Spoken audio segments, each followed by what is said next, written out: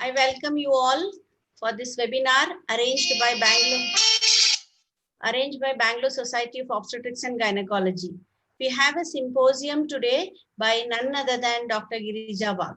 Chairpersons for this symposium are Dr. Pushpa Srinivas and Dr. Tejavati.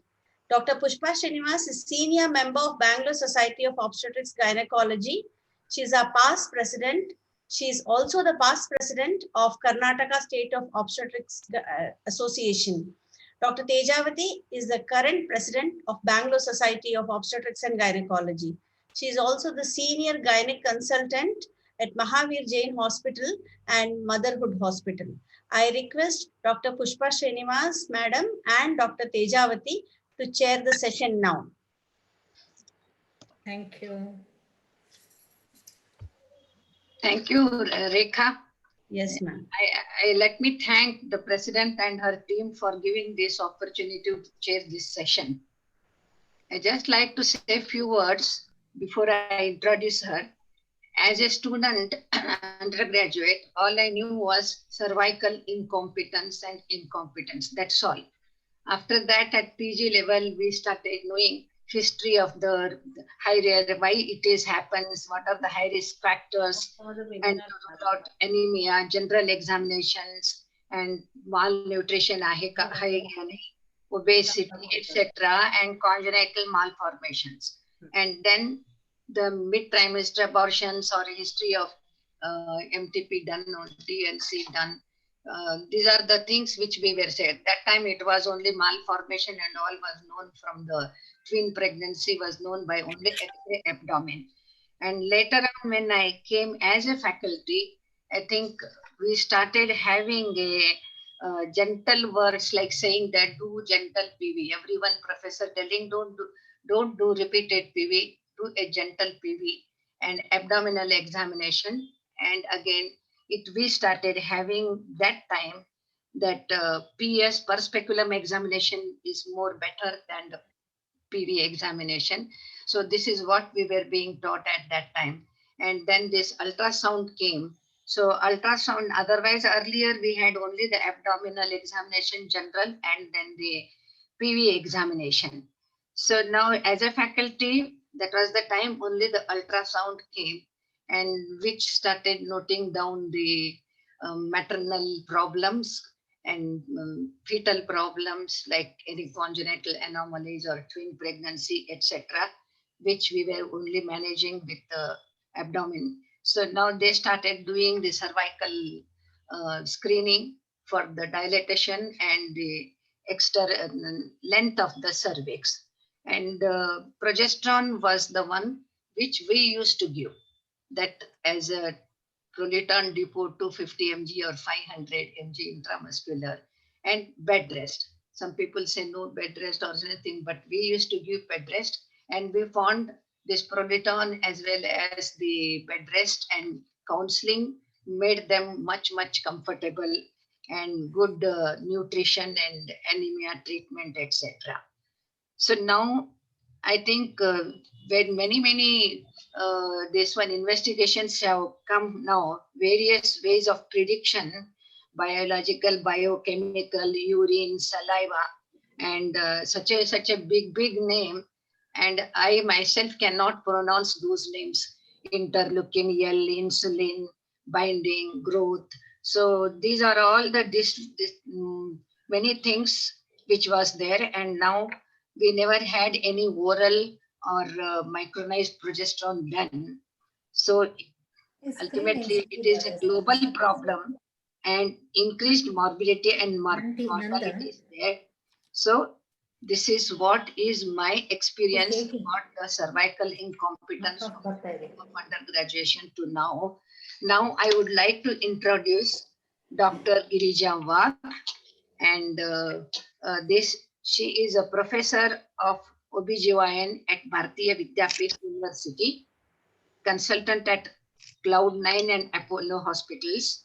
She has her own nursing home at Kothurud, and she has many awards, and she is in the MD, she got the Trupta Umranikar Award for her standing first in MD in 1992. So there was another award for her credit, Anandibai Joshi Award, Excellence in Medical Service. She has done fetal maternal medicine, endoscopy, and so many other things like being a vice president of India chapter guest hostess. She is also a coordinator, assistant coordinator for epilepsy, eclampsia registry, and now she was the chairman for medical disorders in FOXI. She is the joint secretary for FOXI in 2010 and national mentor for Action and NPOCN and also Family Health Welfare of Government of India. With this, I in like Girija walk to tell about the prediction of preterm labor and the role of oral micronized progesterone. So please, we welcome you to our BSOG and kindly give your lecture. Thank you so much. Thank you. Namaskar, everybody. Good afternoon, madam. Good afternoon. It's definitely a great privilege for me to be introduced by none other than Dr. Pushpa Srinivasan. And especially when we have a very senior, legendary faculty member here introducing us, it gives us an insight into where our profession has come over a period of time, the quantum of time that the clinical practice of OBGYN has been existing, and the responsibilities that we have to carry further, and how the things evolve based on evidence. So, in today's lecture, I will be making an effort to try and get as much as evidence as is possible, for the simple reason that preterm delivery is something which is extremely close to our heart. And as Indians, it has to be so, because if you look at the largest number of preterm births world over are contributed by India. And therefore, as Indian obstetricians, it definitely is an important responsibility that we have to carry. Because if you look at the statistics world over, top 5 countries, the topmost happens to be India in the occurrence of preterm deliveries. And China is following it, but you can see that China has nearly 50% of preterm deliveries than India has. And if you ask me, the real serious problem that we have in our country is the occurrence of preterm deliveries. And therefore, this symposium, I must congratulate Dr. Tejavati and Dr. Rekha madam and Dr. Suchitra madam for keeping this here as an important part, especially this month when we are talking of preterm birth awareness kind of a symposium. And here, the symposium, therefore, is really well. And thank you for having me here to speak on this particular topic, which has been very close to my heart. Now, if you look at the major causes of preterm birth, from PROM to spontaneous births to iatrogenic to infection and inflammation, each nearly contributing to the quarter of the occurrence, you will all agree that all of them seem to be having a common background. Not only that, but they many a times seem to be preventable. And this is something that we require to look into. If you define preterm labor, presence of uterine contractions of sufficient frequency and intensity to effect progressive effacement and dilatation of the cervix between 20 and 37 weeks of gestation is how it has been defined by the ACOG in 2003. And the criteria that are necessarily seen are the typical ones as mentioned in the James. And this is the documentation of the uterine contraction, rupture of fetal membranes, or cervical dilatation, documented cervical change, and cervical dilatation of more than 2 centimeters. So these would be the criteria that we have to look forwards. And we can understand that preterm labor initiation is a conglomeration of multifactorial things. And therefore, it happens to be a true challenge, giving rise as a condition which is a cause of perinatal morbidity and mortality worldwide, and a most important challenge in modern obstetrics, with 2/3 of preterm births being spontaneous. However, 1/3 are iatrogenic or indicated, and etiology is so very different, and therefore one simple thing may not work for them. Now, spontaneous preterm birth is a syndrome caused by multiple etiologies, one of which is a decline in progesterone action, which induces cervical ripening. So, whatever may the means, the background seems to be that there is something to do with progesterone efficiency, sufficiency, or insufficiency.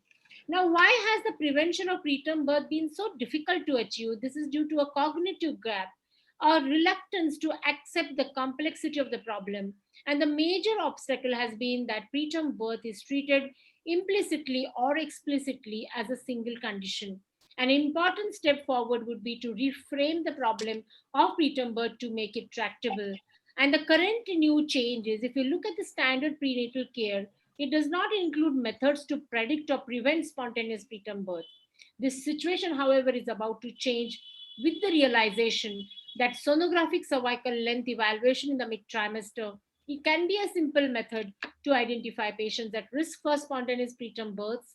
And the evidence derived from RCTs and meta-analysis which show that natural micronized progesterone is effective in preventing preterm birth in patients with a short cervix, and screening for genitourinary infections at 12 to 16 weeks and 24 to 28 weeks probably would take us much ahead in times to be able to deal with this preterm parturition syndrome, which has more than one mechanism of disease operating in one patient, from uterine overdistension to cervical disease, hormonal abnormalities, immunological issues, to stress, nutrition, vascular, and infection inflammatory processes. And therefore, it's worthwhile to look at this particular pathological condition with multiple etiologies and call it a syndrome, which is to be subdivided into based on gestational age, which is something very easily doable. Because finally, if we have to look at the efficacy of the interventions that we perform, the outcomes that we derive, we need to categorize them as fine as gestational age is concerned. Because we all know that we are now flourished with a lot of NICUs, and today, therefore, the survival has become quite complementary and competitive. And gestational age would probably give us the right indication or right kind of a measure of whether we are effectively dealing with it. Now, if you decide to ask for, because any kind of prediction will involve risk factors, and if you look at this list of risk factors, which has been enlisted in 2018, in the up to date, you will find that there are a whole lot of things that are responsible for giving rise to preterm labor. And commonest ones can be occupational issues, multiple gestation, polyhydramnios, uterine anomalies, to low socioeconomic levels, abnormalities, life events, etc., to proms or historical evidence of some injuries to the genital tract infections and so on.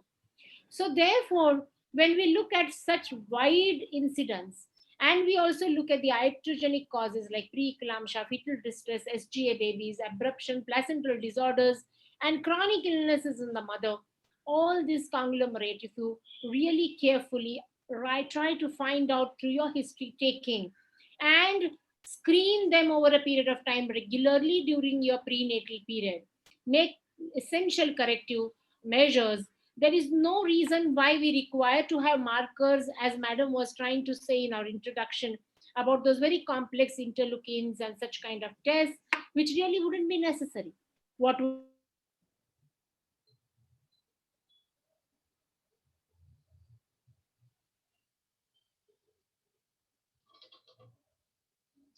Voice volume. particular Ma'am, guide- Girija ma'am, your voice was not audible. Could you please check your mic once? And Is it continue. audible now? Yeah, it's fine, ma'am. It's fine Yes, now. yes. So if you look at the ACOG, Practice Bulletin 142, it is talking about circulage for the management of cervical insufficiency. And what is very important that it has mentioned is that screening in all these women, once you've identified risk factors in these women, and if you feel that this has to be supplemented by some support, the question comes, can I give her natural micronized progesterone? The answer comes through certain evidences, which I'm going to present to you. And the answer is yes. But then if you want to look at the categorization, and it recommends that you can start cervical length surveillance sonographically at 16 weeks gestation in suspected cervical insufficiency. Either usually the suspected cervical insufficiency will be a historical presentation, which we have taken from a careful history of what has happened in the past. Now, screening for genitourinary infections can be done in the form of doing ASB at 16 weeks, where you do a cultural sensitivity, And if you don't have that access, even when you do a urine routine, if you look at the leukocyte esterase, it will tell you that the patient has asymptomatic basiluria and it can be treated. Bacterial vaginosis just requires the proper per speculum examination. And of course, you can consider doing pH of the vagina or the Newgans score, talk to the patients about hygiene, and then we can consider maybe pre or probiotics by dietary interventions. Now, fetal fibronectin has been spoken about for a long time as far as prediction is concerned, because it has been found that after 22 weeks, its presence in cervicovaginal secretions is abnormal. Why? Because it will be present only if there is separation of the decidua and the membranes, and it is also considered as an inflammatory marker. It is an extracellular glycoprotein secreted by the chorionic tissue at the maternal fetal interface and is present in the amniotic fluid, placental tissue, and it acts as a biological glue which binds the blastocyst to the endometrium. And it can be normally present in the cervicovaginal secretions up to 20 to 22 weeks. Around 22 weeks, when there is fusion of the chorion completely with the underlying decidua, this prevents the fibronectin to leak into the vaginal secretions any further. So if you find it to be positive, between 27 to 34 weeks can provide important marker, but it is not something which is easily accessible. Not only the fact that it is expensive, and it is many times unfortunate that women do not give us such kind of an opportunity beforehand. They would directly present to you with a preterm delivery, which is inevitable and where very little can actually be done. And then there have been various ways in which it has been identified as a predictor method, and prediction of successful induction of labor at term, role of clinical history, digital examination, ultrasound assessment of cervix, and fetal fibronectin assays have been considered in that perspective. And it's been there for a long time now. Unfortunately, it has not seen the light of a regular clinical practice, and it is in an experimental form, or sometimes in some patients we do consider using it, but affordability is a big issue.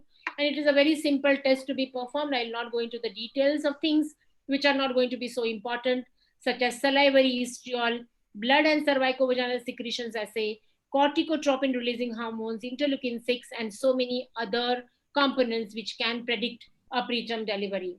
And then this was also taken up by many people like the Michael Gravett and so many people who decided to put it into a table form and try to analyze the efficacy of these. And we have today realized that really, if we want to prevent preterm labor for the general population, we have to consider lifestyle modifications, smoking cessation, modify physical activity, and consider nutrition as an important component. And our preparation for prevention of preterm labor would start at pre-pregnancy optimization of the woman's health. While in the ones who have already embarked upon pregnancy, where you and I can really do nothing about it, we have to segregate these patients, select them to identify whether they are at risk or whether any one of them have risk factors. And we have a conglomerate of using cervical encerclage, considering antibiotics or tocolytics. Unfortunately, there are no tocolytics which are prophylactic, and progesterone there may play a big role, because progesterone can be our preventive tocolytic in such high-risk women. However, if you realize in this particular selected group, whatever actions we'll be performing would be like firefighting. And of course, there are various kinds of things that can be considered to prevent preterm labor and its consequences, and that can be use of surfactant and the corticosteroids, tocolysis, and the magic bullet progesterone. And today I must also mention that magnesium sulfate is also finding a good place in understanding or trying to achieve better outcomes. Much has been spoken about aspirin, and the low dose aspirin, which has been used for prevention of preeclampsia, has been talked over not today. And I'm sure Madam Pushpa must be witness to it, that it has been from long time. You can see here a paper published in 1993, which is talking of using eclampsia for using aspirin for prevention of eclampsia. And it is known to reduce not only the frequency of preeclampsia, as well as related adverse pregnancy outcomes such as preterm birth, growth restriction, by approximately 10 to 20% when given to women at moderate to high risk of the disease, and has an excellent maternal fetal safety profile where we need not really worry about what are going to be the outcomes. Similarly, calcium. WHO recommends 1500 to 2000 milligrams of elemental calcium supplementation per day for pregnant women in populations where baseline dietary calcium intake is low or poor. And you can see in this particular map published in 2017, I have adapted it from the Osteoporosis Journal. And you can see that India is dark red here. I'll just try to get my laser pointer there. And you can see that that means the consumption of calcium is less than 400 to 500 milligrams per day. And what is actually desired, that you must at least consume more than 900 milligrams per day of calcium in your diet. And that is why the WHO recommends supplementing 2.5 grams of calcium carbonate or 4.75 grams of calcium citrate, which will contain approximately 1 gram of elemental calcium, which can be delivered to this patient every day. So this is what we have to remember as clinicians, the rationale in what we are going to use and how these are going to help us in preventing maladies such as preterm labor. Now, what is the evidence for all this? And this has been through a systemic review published in 2018 of 27 randomized trials where 18,000 pregnant women have been studied. And it has been found that giving calcium in such countries like ours will prevent the occurrence of preeclampsia as well as preterm deliveries, and that is important. Currently, we know that the Arabian pessary has arose on the horizon of preventive approaches towards preterm labor, and this is something which is easily applicable. You need not take the patient under anesthesia, and you can see that there has been a small randomized controlled trial which has been published in its name, but this is something which requires still larger trials for us to be confident. So now coming to what we have and coming to how do we understand, we all would agree that there is a pathophysiological mechanism behind prematurity, wherein there can be adrenal fetal component, there is inflammation, infection, there is decidual hemorrhage and placental abnormality, and then there is pathological uterine distension. And if you really go into depth and analyze this condition, we will find that the preterm birth usually is a conglomerate of a progesterone mechanism. And there has been this pregnant trial wherein it was found that progesterone was shown to reduce the rate of preterm birth in women with a sonographic short cervix, a multi-center RCT, double-blinded placebo-controlled trial. And that was, it was understood where there was a significant reduction in occurrence of preterm labor. And I think this way we are getting a good evidence, because I feel it is not only that it causes uterine quiescence, but it has definitely a very significant anti-inflammatory role, and that is where we have to look at it carefully. So we all know that progesterone supplementation or therapy is well established for prevention of preterm births, but there are many ifs and buts which continue to exist, such as indications, efficacy, molecule, and the route that we have to use, and we are trying to look at them now consistently. Now, if you look at this particular table, which is projecting evidence as to how progesterone can help in prevention of preterm labor, it was found that there is 6-fold increase in the risk of preterm birth compared to normal cervical length, 3-fold increase in risk of preterm births. Preterm birth rate among twin gestation is approximately 60%, and higher frequency of spontaneous preterm births compared to spontaneously conceived pregnancies. And after arrested preterm birth, it was found that progesterone was an effective tocolytic as a maintenance. And it was also found that it can probably replace the cervical encerclage, which happens to be a little surgical interventions just by giving a medication. So these evidences are well established, and probability is because progesterone has a role of playing in maintenance of uterine quiescence and withdrawal of the uterine quiescence and initiation by uterotonin are something which go into tandem to finally result into an uterine activity, which would land in cervical changes and myometrial contractions. Now, the relaxation of the myometrium is known to be brought about by progesterone because it is known to inhibit connexin 43 gap junction protein, estrogen increases this connexin 43, and it helps in blocking the action of oxytocin, inhibition of formation of gap junction. And we have seen in primates, of course not in humans, probably humans are very complex entities, but in primates there has been a demonstration of alteration in the estrogen progesterone ratio before the onset of labor. And same may be happening in humans, but in a complex level, which we have yet not been able to decipher. So if you look at in preterm labor, the maintenance of uterine quiescence by progesterone is brought about by 4 site action. At placenta, by regulating the timing of labor via controlling stress hormone CRH. In amniotic fluid, by limiting the prostaglandin production. At fetal membranes, by blocking the pro-inflammatory cytokines, induced apoptosis and preventing PROM. And at myometrium and cervix, by suppressing the inflammatory response and myometrial contractility. And we have progesterone, which is available to us as 17-OHPC, micronized progesterone, and the progesterone gel, which is something that we have at our use. Now, there was a lull for about 15 years, and after that, suddenly there was a publication which talked about, by Meese et al., which talked about prevention of recurrent preterm delivery by 17-alpha-OHPC. And this actually changed the entire gamut of our understanding of obstetrics.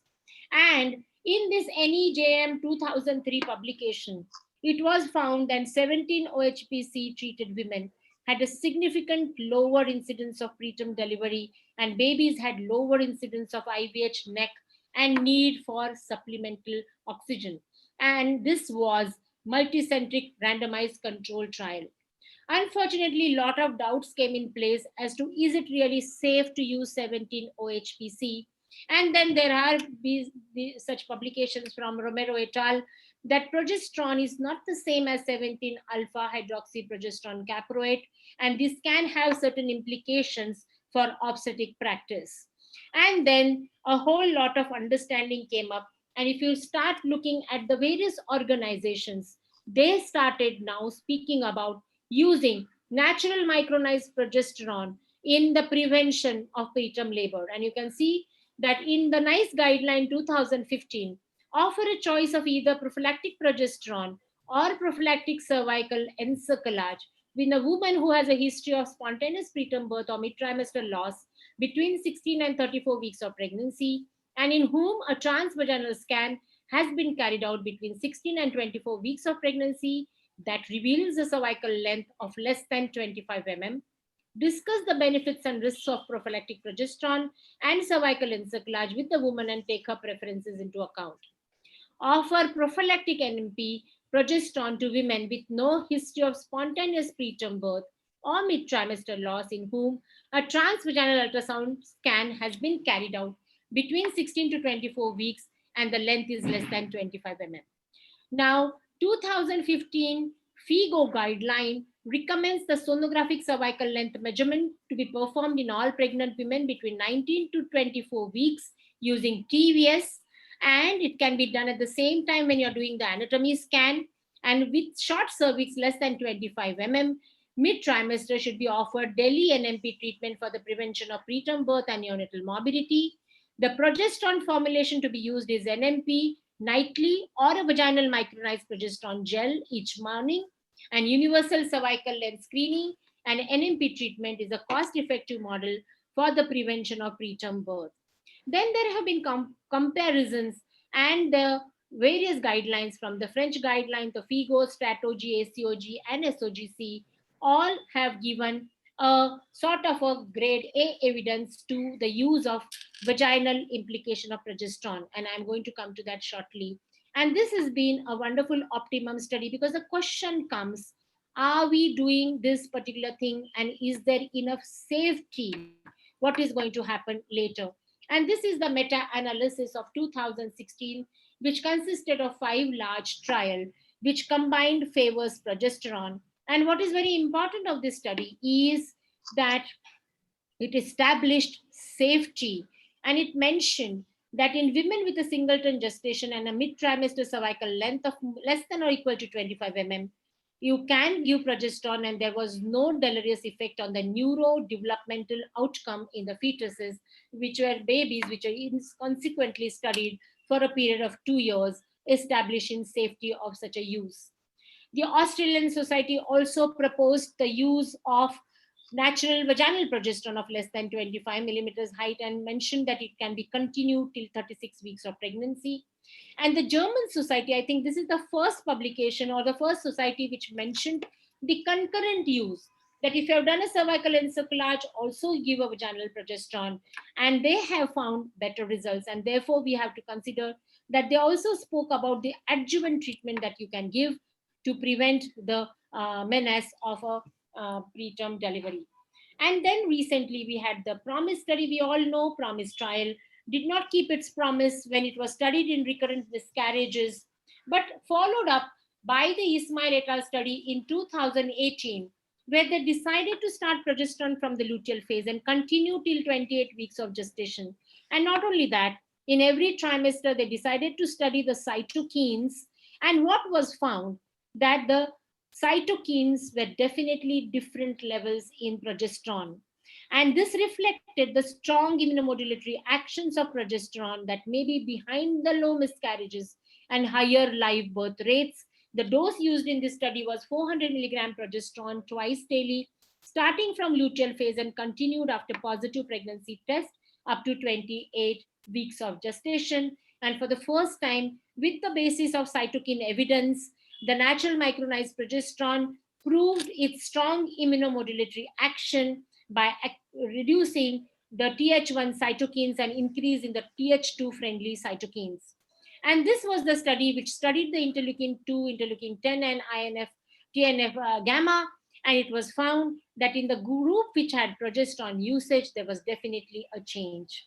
The rationale for continuing the progesterone till 28 weeks was that data from different studies show that patients with recurrent miscarriages are more liable to preterm birth. And the primary tool of this study was not to prevent miscarriage, but also to have live birth beyond 28 weeks of gestation. And the live birth rate with vaginal progesterone was 91.6%. And the rate of premature delivery in the progesterone group was significantly lower than the placebo group. And then the safety of progesterone in women with recurrent pregnancy loss was definitely established in the previous study. However, its efficacy was in doubt. And in summarization, if the patient has more than or equal to 3 consecutive pregnancy losses, and if you start them with an immunomodulatory natural micronized progesterone well ahead in time, you will be able to achieve a better pregnancy outcome. Now, the question comes about maintenance tocolysis after arrested preterm birth. Patient has come to you with preterm birth. You give her tocolytic therapy and watch next. And there has been this particular double-blind-led randomized placebo-controlled trial wherein pregnant women at 24 to 34 weeks of singleton pregnancy were recruited after successful tocolysis with nifedipine therapy. And preterm labor was defined as 4 contractions per 20 minutes or 8 for 60 minutes associated with progressive cervical change. And all women with a threatened preterm labor were given hydration therapy, betamethasone.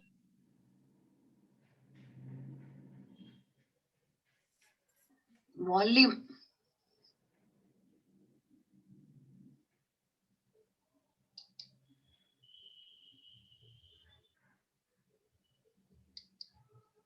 Patients were recruited for the study within 48 hours of acute tocolysis. Arrested preterm labor was defined as no uterine contraction for at least 12 hours on nifedipine tocolysis. And one group was offered 200 milligrams of oral NMP daily and other was offered a placebo. And it concluded that maintenance tocolysis with oral NMP significantly prolonged pregnancy and decreased the number of preterm births. And the present study supports the use of NMP as a maintenance tocolytic. And similarly, results have been published in the concurrence for twin gestation, and prevention of preterm birth in high-risk patients has also been studied in our own community in Vellore with a significant positive outcome. Now, the question that comes is, vaginal progesterone has been much lauded for the fact that it offers a first pass effect of a direct absorption and better pharmacokinetics. And this route and formulation is something that has been proposed. But the question comes many a times is, Isn't it many a times very, very uncomfortable for the patient to use it? Secondly, there is a possibility of a flare of a bacterial vaginosis, and guidelines across the globe support progesterone treatment for prevention of preterm labor associated morbidity and mortality. And it's been found that NMP is better than 17-OHPC, which has to be taken in the form of an injection. So naturally, the question comes, if the injections are painful and asynthetic, vaginal applications are naturally effective but cumbersome, can we look at some other innovative technology? And that is this progesterone sustained release formulation tablet, which is designed on a special technology utilizing hydrophilic polymers that gradually swell, dissolve, and erode on a continuous basis, thereby releasing the drug in a controlled manner over a span of 16 to 24 hours, giving a proper level that is essential for maintaining all the actions that are necessary. And how does it prevent the pre-symptomatic systematic metabolism? Is that the progesterone doesn't get metabolized to the, usually we know that if it gets metabolized to pregnant metabolite, they will cause sedation and dizziness. But in this improvised technology, it goes unguarded to the lower, to the small intestine without undergoing any kind of a release, avoids the liver first pass effect, and then starts getting released in the in the small intestine, wherein it undergoes micellar solubilization, which favors lymphatic absorption of progesterone. So vaginal progesterone will go through the vaginal lymphatics, while here it will go through the enteric lymphatics. How? The hydrophilic matrix polymer ensures that significant amount drug enters the lower GIT, limits the effectiveness of the liver in degrading the progesterone. There is a minimal drug release in the gastric fluid, and therefore it's not available for bile salts in the stomach. And there's gradual dissolution and erosion of this matrix, releasing micron-sized drug particles. And this micellar solubilization facilitates its absorption through the lymphatic circulation. And this also awards a maximum residence time of gastrointestinal contents, and therefore it is a gradual absorption. So even a single application in 24 hours will give you a good result without any first pass through the liver and causing any side effects. And this has been studied in perimenopausal women, and various formulations of NMP-SR have shown a good amount of mid-luteal serum progesterone level from 46.2, 36.1, 20.6 respectively, which is well above the recommended requirement of 14 nanograms per ml. So preterm delivery issues are also about tocolysis, maintenance tocolysis. We spoke about progesterone, infections, and the cervical pessary. And the acute needs of tocolysis today are considered by giving atosiban. I'm not going to go into the details of that, but even magnesium sulfate has been awarded a good place in tocolysis, and I have been using it for the past 10 years with much efficacy. And what is very more important is when you give this magnesium sulfate for 24 hours, it not only awards an efficient tocolysis, but it also helps in neuroprotection. And that definitely, and it's a very cheap drug, very easily delivered by an infusion pump. And after that, you can just shift over to the natural micronized progesterone. Another drug, which is my go-to medicine always, is the nifedipine for using as an effective tocolytic. So the take-home thoughts on prediction would be that the current tests for preterm labor of value are actually adequate and proper history, looking at the cervical length, and maybe in some situations considering fetal fibronectin levels. Tests have a very high negative predictive value and can be used to reduce unnecessary interventions. A policy of screening low-risk populations and subsequent interventions should be subjected to large-scale trials. And if you look at the aims that we have to prevent preterm birth, to prolong the interval between threatened preterm labor and delivery at a better center, to optimize the condition of the fetus when it is going to be born, to minimize maternal morbidity, and to minimize adverse effects of treatment, I would consider the role of progesterone in a very big way, because I would like to believe in the hypothesis of the spectrum of progesterone deficiency proposed by Jerome S. Check, which mentions that progesterone would be there definitely having a role in prevention of implantation, spontaneous miscarriages, missed abortions, second trimester miscarriages, and preterm delivery. And I would not like to lose this opportunity for my patients, and would be therefore safely recommending the use of natural micronized progesterone. So in conclusion, progesterone has a role in prevention of preterm delivery, risk stratification through history and ultrasound. Progesterone is safe. Oral sustained release formulation is effective, convenient, and safe. And maintenance triglycerides and prophylactic progesterone needs larger studies to evaluate it better. Finally, we all are committed to healthy babies, and we know that it would yield a healthy society. And it is our prime responsibility to prevent preterm births, to create a healthy future Indian society. And therefore, this is a battle that has to be won. No ifs and no buts. Thank you so much.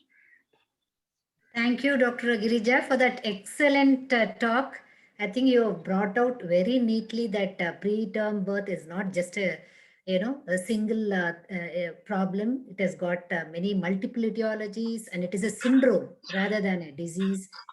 And how to prevent preterm, in a general population and a selected group, and the various ways of prevention, the various modalities of treatment, in preventing. You've really brought out very beautifully. I think one or two papers you have presented very, neatly says that you can use progesterone, because I think progesterone, we have a lot of papers, showing vaginal progesterone as, more effective than oral. We have very few papers.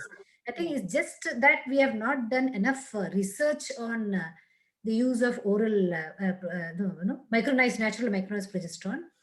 And I think maybe if we start using it more frequently and bring out, results, I think it, we can use it more in our daily routine practice, isn't it?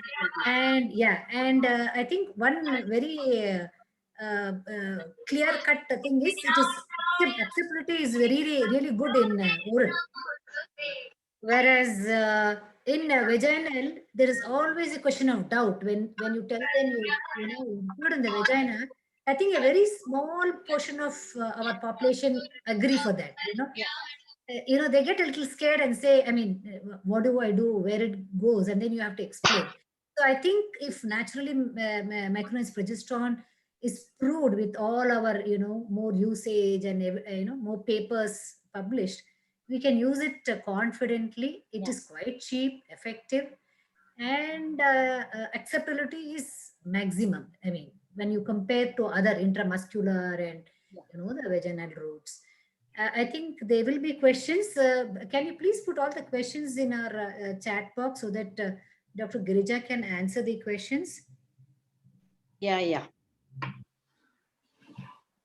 And I think another important thing you brought out is the improved technology of absorption, which gets away with the side effects of the oral. Pregnant, the really side effects. very, very informative, and I think every one of us should know about that. Madam, you have anything to comment, Madam? Dr. Pushpa Srinivas, Madam? No, all that I can say, it was all practical oriented, and it is to be used very easily. The way she presented made it simple and also acceptable, and then came to the micronized progesterone vaginal is more effective. I think her talk was more of a practical and not theoretical completely. So I think it is better. Madam, I'm a core clinician at heart. I have to therefore be practical. Every day we deal with at least 30 to 50 patients on an average. And about 20% of them have preterm labor threat in some form or the other. So we have to be thorough with our information, what we are going to offer to our patients. And like you said, almost 3.5 million preterm births annually out of 27 million in India, out of 27 million. I think we have a big portion of patients coming to us with preterm births. Tejavati, in my practice, every patient, be it in my university or hospital or my private practices, at 12 weeks, I ask them whether you are brushing your teeth. How many times do you do that? Oh, I know. Simple things are very important, weight management, correction of anemia, because that causes inflammatory response. Multifactorial, So I think you'll have to touch each and every part of your body if you want to improve the incidence of, coming down. I think a lot of praises are there for you, Doctor, saying that it's excellent talk and all. I think there's another one. There's a question asking, is it better to use sustained release? Of course, I think Dr. Jaz very clearly explained the reason and the benefit of the slow release, isn't it? Yeah. Can you give us a little more about that? Sustained Yeah, release? basically, if you decide to use the plain NMP, then you will have to take it frequently. The pharmacokinetics demand that it has to be given 12 hourly to the patient. So it's always better to give it to her, a single dose formulation that is at night. So it will give her a sustained level throughout the 24 hours.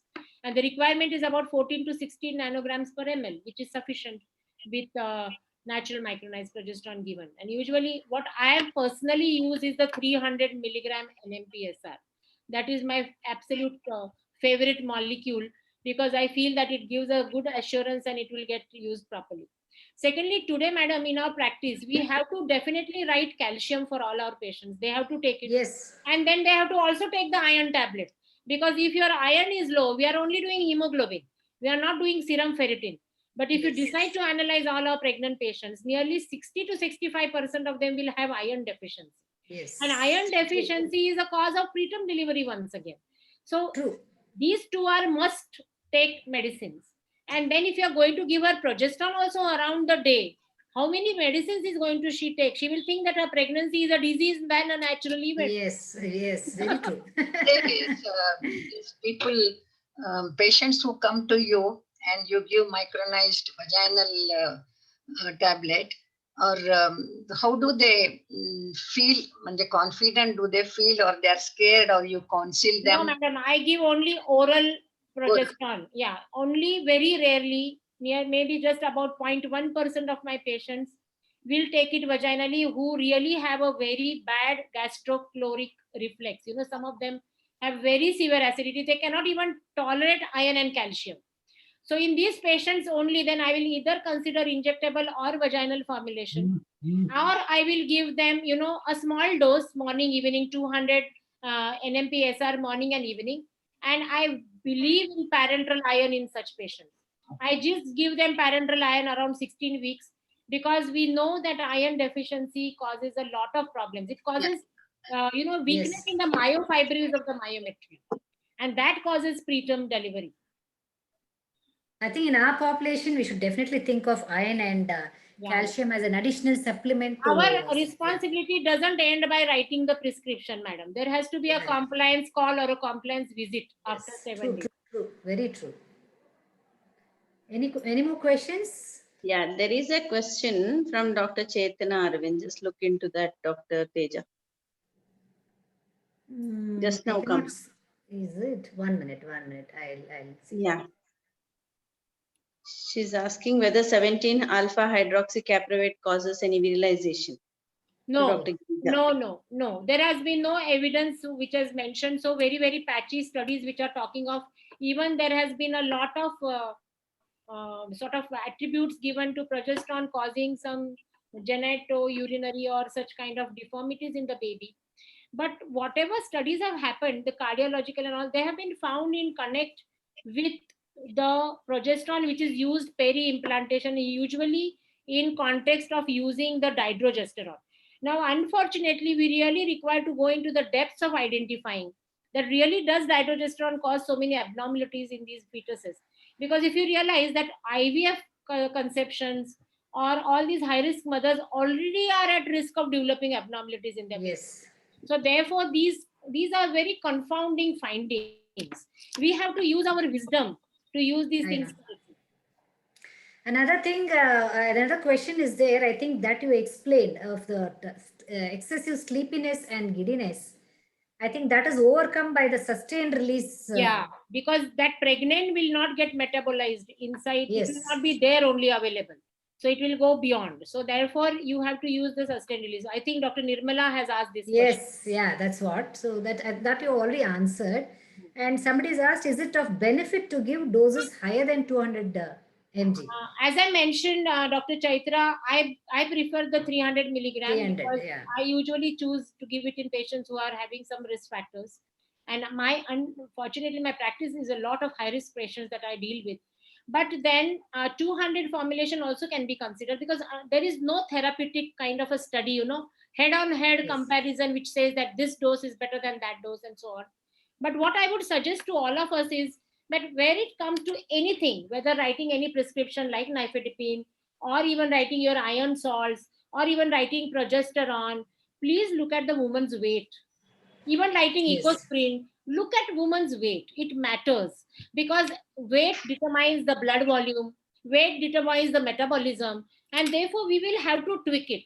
There is no such clear-cut, demarcation in this. So you have to individualize and individualize, and then tailor make the treatment as much as you can based on evidence and your experience.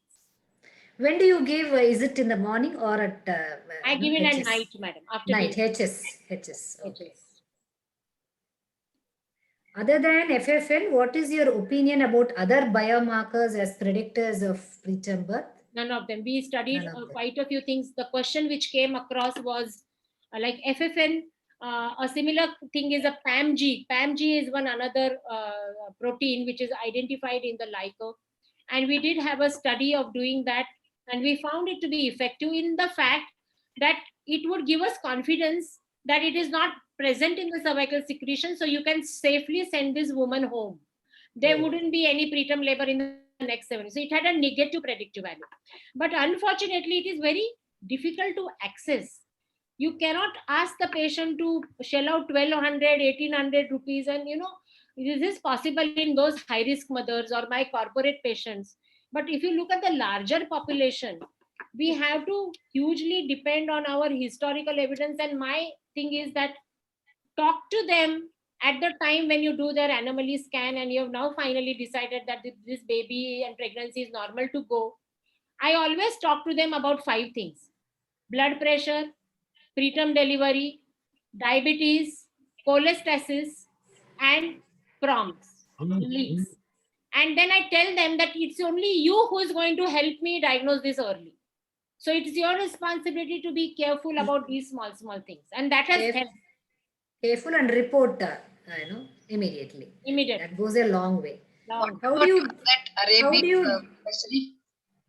Arabian pessary, madam, it's just a small study. I just mentioned it because aisa nahi hona chahiye ki Dr. Wagh spoke on preterm delivery and did not mention about this. Yes.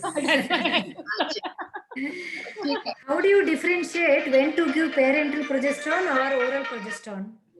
Now, many times, a few patients, they do have some sort of a bloating or a reluctance. They have reluctance to taking progesterone. Some of them are highly educated. That's why they don't want to take. Some of them are influenced by some relative in the family saying, don't take progesterone. They are doing a lot of Googling. Then I just tell them, okay, fine, you have to take this injection. You sit and think for the next 15 days. And then we will decide what is to be done next. Okay, I think that is really good, It gives them some time to think. Yeah, some time to think. Insulin-like growth hormone binding globulin and SHBG found to be good predictors in asymptomatic women with high risk factors. It's possible. Madam, there is one more thing which I look at on a very... Not audible. Not audible. We can't hear you, Dr. Girija, again. Not audible. Technologist. Tech support. See, look at the total leukocytic count. Yeah, and look at the, Dr. Girija, you were not audible for some time. Can you start the answer from the beginning, please? So whenever we are doing the complete blood count at the 8 or the first trimester when they come first, 12 weeks and 19 weeks and 28 weeks. These are the timelines when I do not miss their complete blood counts. And that is because to identify how much is the hemodilution, whether she has TLC, if her total leukocytic count is abnormal, if she has neutrophilia, I start looking at them carefully. Sometimes I have even tried giving them indomethacin along with natural micronized progesterone as an anti-inflammatory after we have ruled out all the infections. Because these are small tips and bits. We cannot subject our patients to so many marks. So many investigations, yes. Do you True. do routinely deworming of all the patients? 100%. All of them at 12 weeks again, and I repeat it again at 19 weeks. And I give albendazole 400 milligrams, Oh, Only one dose. one dose. Start and repeat. And madam, per speculum examination or 12 to 14 weeks, and one at 26 to 28 weeks, just a per speculum.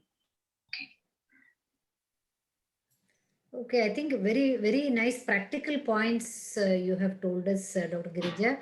I think there are no more questions. Any more There questions? are 2 questions. I can see 2 questions. I don't know how I can see, but I can see 2 questions. You have a better connectivity, probably. Dr. Somebody is asking, suppose someone takes postponement pills like medroxyprogesterone or norethistérone in early pregnancy, does it affect the fetus? There is very little evidence, but there still is a possibility. We do not know. And indomethacin from what period to what is another question. Indomethacin, madam, I give before 35 weeks of gestation. And when I start it, I don't give it more than 15 days. So it's not given for more than 15 days. So you just give it for 15 days, 75 milligrams, slow release twice daily for 15 days. You have to remember that it can cause oligohydramnios. Yes, very true. But That's then also. but once you give them, once you stop it, the liquor comes back to normal. But it helps in that inflammatory, anti-inflammatory response to an extent. If we have time, I must discuss some very funny cases of mine, but at some other time. Okay. Where I have successfully managed. Indomethacin, we use it for polyhydramnias also, no? When preterm birth, to bring down the liquor. Any other questions, Rekha? Can you see any other questions? Yeah, I can see one question here. Dr. Srirama Prasanna has asked, hi, I am Dr. Srirama Prasanna. Hi. Once started, how long progesterone should be continued in suspected preterm labor? There is only one guidance which tells that continue it till 36 weeks of gestation. Yes. Now, I will tell you a formula. If I am giving it for a woman who is at risk identified historically, then in that case, I tell her that we are going to continue it till 34 weeks of gestation. Yes. It is as a result of short cervix, then I tell them again, it will be up to 34 weeks to 36 weeks of gestation. And if she has been given as maintenance tocolysis, then it will be continued till 36 weeks of gestation. I think that the 34 to 36 is a good period to decide. Yeah. So this is Girija Wagh's masalas, not no publication.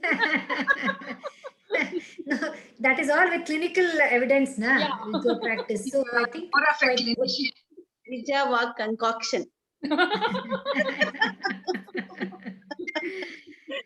Thank you very much, Dr. Girija. I can see one question very good. Yeah. Yes, Rekha. Can I proceed? I have a question. Yes, of course. Fine. Okay. Dr. Chaitana Arvind has asked, Madam, I had a patient with cervical incompetence, put a stage. She needed continuous progesterone support to prevent the preterm labor. And later on, baby had epispadias. Madam, is it related to progesterone? No. I don't think so. Yeah. So that is what is the problem. We do not know that, sometimes I feel that preterm delivery also is occurring with a purpose. The universe doesn't want that baby to be kept inside sometimes. There is a problem. Okay. So you have to be always guarded with these babies. And we have to explain to the patient that I'm going to use this intervention to stop this from happening. But there are going to be 10% of the deformities which I'll not be able to analyze. This is beyond our comprehension. So therefore, if we have that kind of a dialogue, we will also not go into this guilt. Having said that, there has been a legacy of the DES syndrome, if you remember, that women were given DES in threatened abortion. And then there was a huge amount of conglomeration of abnormalities which were identified. Maybe times will tell us what's going to happen. Maybe even that steroids which we are using for our babies as antenatal steroids, they also may cause harm. We have no idea what's going to happen. But then I think there were some papers, correlating 17-hydroxy with Yeah. hypospadiasis. Yeah. There Yeah, is one study they were about talking of progesterone also. 17-OHPC as well as dydrogesterone being Yes. responsible for congenital defects as well as androgenization, because Yes. this is a testosterone derivative. And having said that, see, we do not know why would there be a Mullerian tract deformity. Why will there be such kind of an abnormality? These questions are yet unanswered. Na? Yes. We do not find any. So one of these issues can also be there. It can be modified because of progesterone being timed at that point in time in embryogenesis, causing effects. You can't say so. But you know what, Tejavati, when we talk of this one, the Mobincus or whatever that syndrome is called, when we are using anti-progestogen as well as misoprostol for termination of pregnancy. Yes. Now that abnormality doesn't occur because of RU486. It occurs because of misoprostol. Yes. The misoprostol causes spasm of the uterine artery, giving rise to hypoxia to the embryonic plate. Yes. And True. that hypoxia causes all these deformities. Funny. Yes. I think with time we'll be able to know more, answers for the Currently, questions we which must are just being asked. pray to the God and say, please give me strength and I wisdom. I think counseling is actually, gives a lot of thing in your practice. You need to counsel when you use something with query, And we have to deformities share the like this. information with them, because finally, not only it is their own body, but it is going to be their own baby. So they have to be aware of what's happening. I think we have come to the end of the thing with question answers, and I should really congratulate Dr. Girija for that excellent. Hope we'll have some more, topics. We'll call you frequently. Please visit our society. Happily. Yeah. Dr. Mahesh, I think he can do a vote of thanks. Mahesh is our joint secretary. Before Mahesh? we close, can I just comment whatever has come on the screen, or you want to tell Teja? You have more questions, Dr. huh? Jyotika, Illa, one or two comments, that's all. Not Yeah, the break yeah. comments. Yes. Jyotika madam wants to say that yes, that it has been reported with 17 OHPC. Then there is a very old study showing hypospadias using progesterone in early pregnancy. That's what we were talking. Yeah. Third question I didn't understand. Program does prevent. Can we give magnesium sulfate? If progesterone is used, I think. Yeah, maybe. Yeah. We can use magnesium sulfate and nifedipine concurrently. I've been using it confidently, so please don't get scared. Magnesium sulfate is a useful tocolytic, very cheap, very effective, and gives neuroprotection. I think that is very important. And nifedipine not to be continued for more than 72 hours, because it doesn't have any effect beyond that. Yes, and then you not start beneficial. off with progesterone as maintenance. Yeah. Dr. Geeta Shanbag also says excellent talk, Dr. Girija. Thank you. Many accolades there. Thank you. Thank you so much. Thank you. Yeah, I think we'll hand over to Dr. Mahesh, who will give the vote. Thank you. Thank you. Good evening, everybody. I'm Dr. Mahesh Korego. It was an excellent talk by Madam Girija Wag. It is just that we are not so much aware of even the oral national micronized progesterone can also be equally or even more effective in preterm labor. Thanks for enlightening us on that aspect, as well as evidence-based literature regarding the same.